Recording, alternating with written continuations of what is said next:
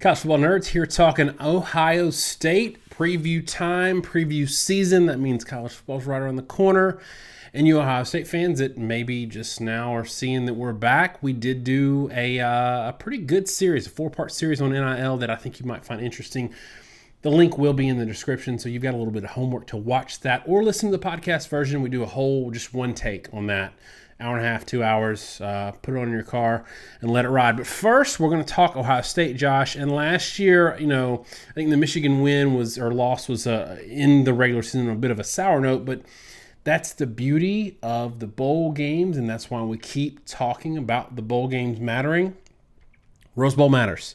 And 48-45 over Utah, even with some players out, I think that's a big win. And the thing about that game that we saw was not only Stroud putting up 573, but the next wave of wide receivers at Ohio State. And, for me, looking at their schedule this year, and we're going to get into the defense a little bit later because it's not quite as rosy. My question is, Josh, one, they've got the best wide receiver core in the country, I think, until proven otherwise. JSN is amazing. How are they going? Where's the loss on their schedule? Because I feel like they can put up 50 on anybody. Ohio State's schedule this year is pretty interesting because it is pretty front-loaded. You have Notre Dame in the opener week 1. You have Wisconsin on the schedule this time, September 24th. And you have Iowa on October 22nd. So by the time you hit to the end of October, you've played Notre Dame, you've played Wisconsin, you've played Michigan State, and you've played Iowa. And then you play Penn State the next week. So you really get into November having already played several reasonably tough teams. Obviously, that Michigan game looms at the end of every season, but in my view, November is kind of a breather for them, and you're going to know where the team is by that point. Northwestern, Indiana, Maryland shouldn't pose a huge threat. And it's kind of, I guess, kind of funny or interesting because the schedule has tended to be very backloaded. Where everything hits right at the end of October going into November. A lot of times in Maryland, Rutgers sandwich somewhere at the end of the year. This year is a little bit different. And I think the challenge for Ohio State is the fact that they've got to play good football quickly. And that they do have not only the Notre Dame game again to open the year, but by the end of September, you're playing Wisconsin, who is typically a pretty darn good team. No reason to think they won't be, and certainly be physical. But I do agree. I mean, the offensive side of the ball is totally lined up to be successful. You've got what I consider to be the top receiving core in the country, and I tweeted about this. I thought it was funny reading some preseason magazines that had Alabama's receiving core number 1 and Ohio State's 2. There's times where I think there's subjective opinions in sports, and there's times where they're not. And I think anyone that has Ohio State anything but number 1 at receiver, frankly, it's almost borderline laughable with what they bring back. Well, you got to do the thing that we hate, right? You have to expect production from people that haven't produced historically at the expense of ranking higher people that we've already seen produce. Right. And it's safe to assume that some guys are going to step up and be really good. Happens every year. When you do the Heisman list, more often than not, if you pick the field, you're probably going to win. But when you've got guys like Fleming, Smith-Njigba, and Harrison that are all superstar recruits that have all flashed and shown why they're going to be stepping up to another level, it's silly. And especially when you bring back a quarterback that was playing well at the end of the year, a running back in Henderson that's extremely proven. And I'll say Stroud, he was someone at the beginning of last year that I think both thought, frankly, I think rightly, was kind of shaky. He didn't handle pressure well in the Minnesota game or the Oregon game. He found his footing midway through that season around the Maryland game, and he kind of turned it on. And then by the end of the year, he was the superstar impressive quarterback that everybody's talking about. And I think you've got to give credit for that. So where Ohio State ends up is receiving core that I think is excellent, likely to be absolutely excellent. You've got a proven running back. You have the number 1 or number 2 best quarterback in the country, and you have an offensive line that I would expect probably will take a little bit of a step forward. They were pretty good last year, but there were a couple games that kind of let the team down, and if they can take that step forward, I think they can be really successful. The problem with all of this is just like the problem last year, it's the defense, isn't it? Yeah, and I think that one of the things that frustrates fans of elite teams, especially Georgia and Clemson are really in this camp. Ohio State fans haven't been so much in the past because they ride with us. They know how we are. But when we get to this level and we're scrutinizing you as an elite team, then we're going to pick on some things that means like you might lose a game. And that might be the difference in your expectations versus what actually happens. I want to start off by giving Ohio State a little credit and throwing a little shade to Michigan, because Ohio State and Michigan are two teams that we have historically given a lot of credit on this channel for playing big-time out-of-conference schedules or teams out-of-conference, Power 5 teams every single year, and playing in a very tough, first or second in any given year, toughest division in college football. They deserve a ton of credit. They're not only playing in P5 out of conference, it's really good, they're opening with it. So they don't get the tune-up game. They're opening with Notre Dame. And what's Michigan doing? No Power 5 out of conference this year. So the 9 conference games and 3 cupcakes. I do think that maybe UCLA backed out or something like that, but still, to me, I think it's worth crediting Ohio State before we get rolling on this. But yeah, the defense is what's concerning me too, because if you look at last year, they played a number of good teams, but the teams that could push them, could lean on them a little bit at the line of scrimmage, they struggled with. And Michigan was one of those teams. And that's where, you like you said, you expect a step forward, just like with the offensive line, but how much of a step forward? And is it enough a step forward to mean that you go undefeated? Because like we always talk about, once you lose one game, you put your fate in the hands of the committee. So do they have the defense that takes that next step to go undefeated? Or with this pretty tough schedule, is that lack of physicality or struggling with teams that are physical on the other side of the ball going to bite them just one time this year? It's tough because when you look at this roster on the defensive side of the ball and who's coming back and where they stand, a lot of what Ohio State is going to be defensively is kind of the same thing they were in the bowl game against Utah. And in that Rose Bowl, they did have guys out, but the guys that the guys that are out were guys that aren't going to be there this year. So you have to sort of ask this open-ended question of how much better are they actually going to be than that team? I mean, there was a lot that went into that 48-45 game. There's a lot that I think a lot of people took out from it, that Utah was a great team, and that they were a lot better than people were thinking. And I certainly think they get credit for being a very physical team. But you guys know we don't pull punches, and I'm just going to be honest here. Ohio State repeatedly flashed last year that they could not handle teams that were good at the line of scrimmage. I mean, the Minnesota game was back and forth for most of the game. The Oregon game, you lose. Even late in the year with like Purdue, you're giving up yardage. I mean, in points. I mean, it's 31 points, and I don't think they even scored in the fourth quarter. Michigan game, certainly, where you give up 40s. It was a repeated thing that Ohio State struggled with teams that could play physical football. And I don't think the Utah game was an exception to it. I think they were a physical team, but I think it said a lot about where Ohio State was. And where Ohio State needs to be to avoid a couple losses is that they need people to step up. And I think to some degree people will. I guarantee you someone will. I mean, you got JTT and you got Jack Sawyer. They're probably going to be, if not starting at both defensive end positions, at least heavily in the rotation, but probably starting to top 5 overall prospects, hopefully coming into their own. Hopefully they make more of an impact on that D-line than you've seen. But you still got a lot of turnover, right? At like the linebacker position. How is this roster going to look? And from a preview perspective, knowing where the defense is at, knowing, as we said, this, not only is the schedule front-loaded, but what concerns me is it's front-loaded with a lot of teams that can play physical football. Notre Dame, Wisconsin, Iowa, Penn State can all play physical football. I think it's unlikely, given the amount of turnover, given the weaknesses, there's not at least one of those games that Ohio State is going to drop, because I don't think the defense is going to be able to gel fast enough. And what we've seen nationally, be it Ohio State or Alabama or Georgia, LSU in their title year, no one has really been able to get their defense with a lot of turnover to play good football until about November. everybody has been slow to keep it up. I think it has something to do with the RPO. Really, I think if you want to get technical, I believe it has a lot to do with the way the RPO now complicates reads for safeties, how much it strains the linebacker and safety position because they can't key run pass. And so any sort of weakness is exploited, and everybody's already stretched a lot more thin by the RPO as it is. It's a lot harder to keep your guys over the top, which means guys end up in one-on-ones a lot more often. It tends to amplify and magnify any errors or mistakes in your team. It's asking a lot for Ohio State to really get through that October slate, I think, without a loss. Now, I think the offense is going to be clicking all the way through. I think if they do make it through, it's probably going to be on the strength of the offense winning one or two games where the defense is giving up yards and points and yards and points, but the other team just can't keep pace.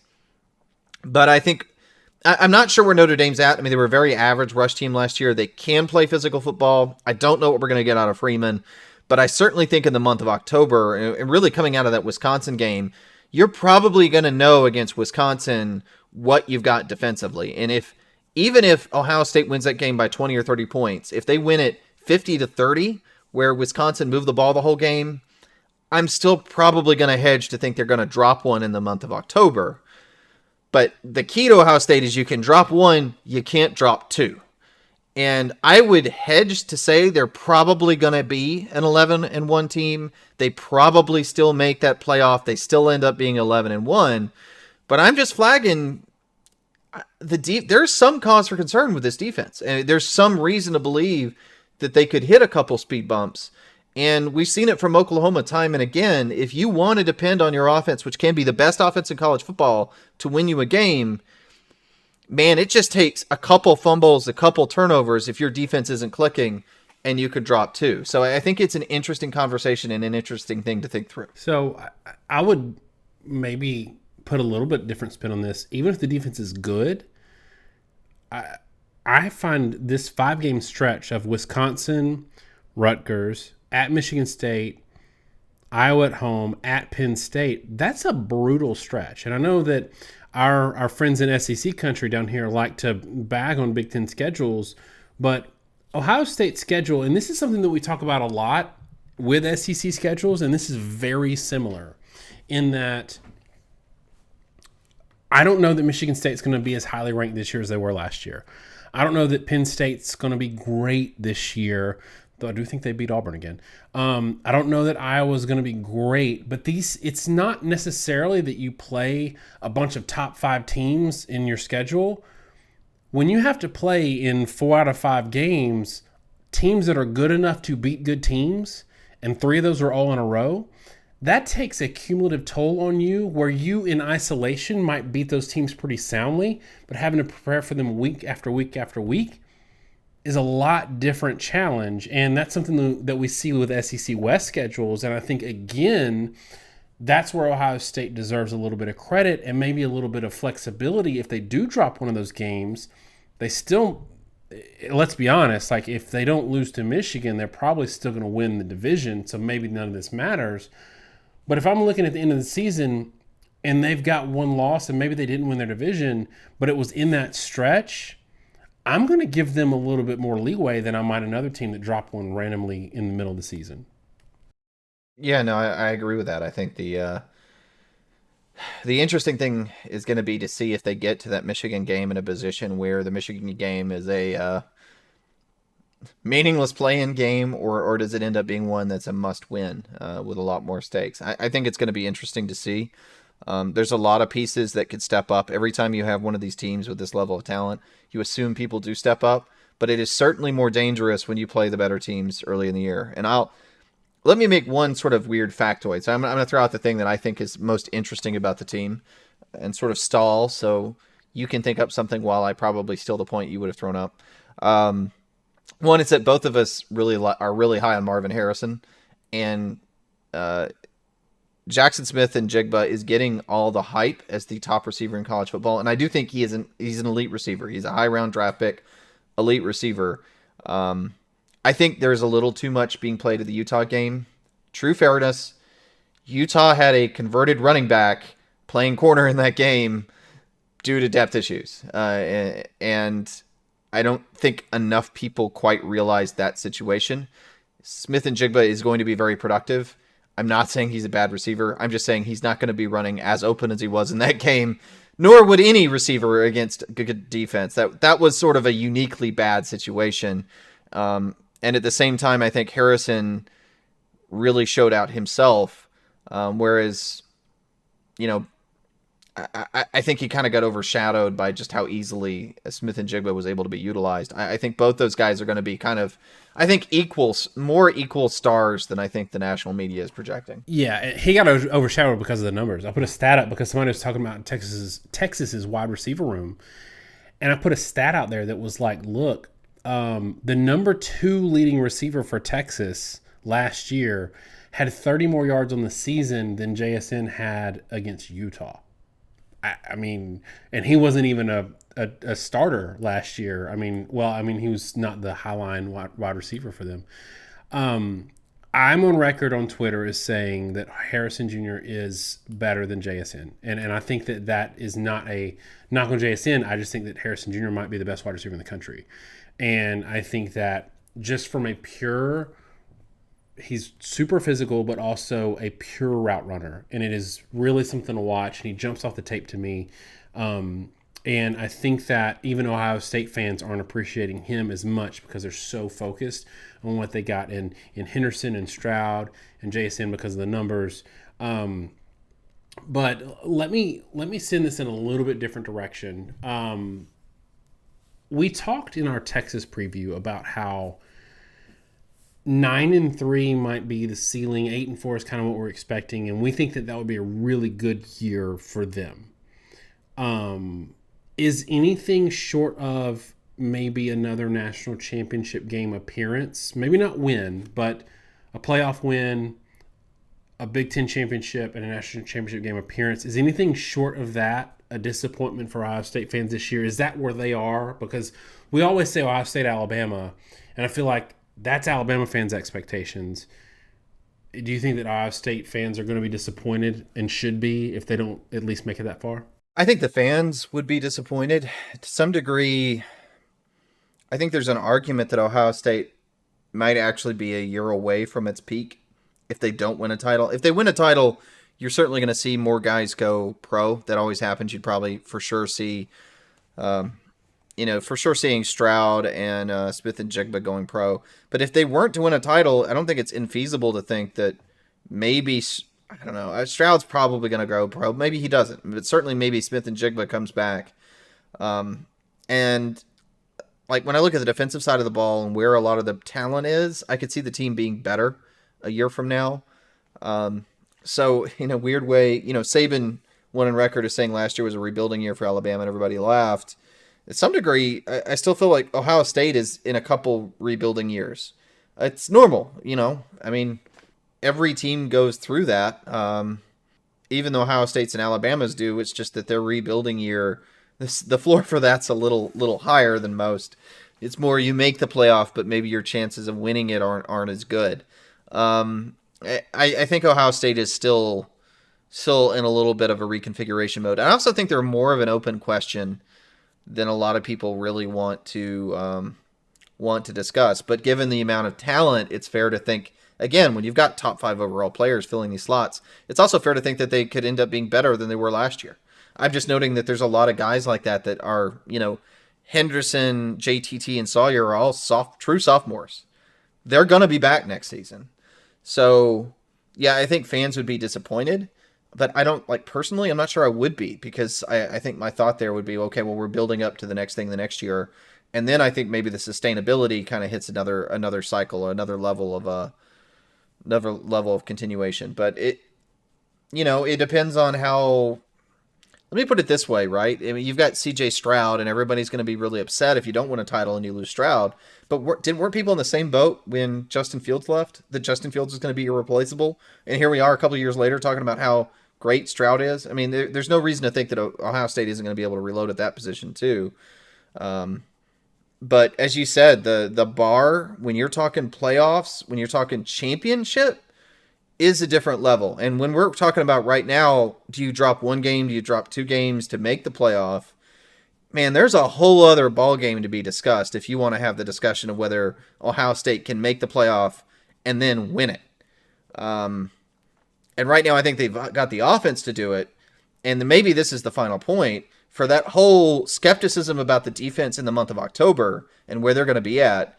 The nice thing if you're Ohio State is if you can just get yourself into that conversation and keep yourself alive, that roster turnover is going to gel. And when it gels with the talent level Ohio State has, 2019 LSU is not a bad comp.